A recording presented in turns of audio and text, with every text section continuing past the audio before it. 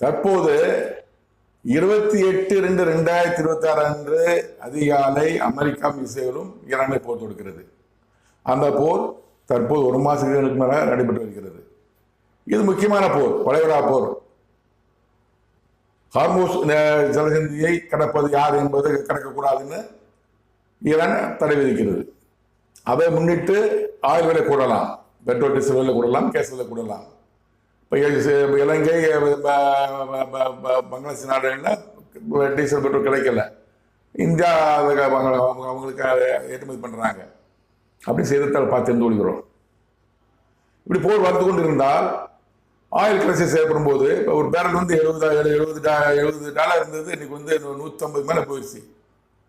ஒரு barrel crude oil அதிகமாச்சுன்னா அப்புறம் நம்ம லாக்டவுன் போட வேண்டிய சூழல் ஏற்படும். சில பேர் செய்தித்தாளில் போய் பேசிட்டு இருக்காங்க, சோசியல் மீடியா பேசிட்டு இருக்காங்க, லாக்டவுன் போட வேண்டிய நிலை ஏற்படலான்னு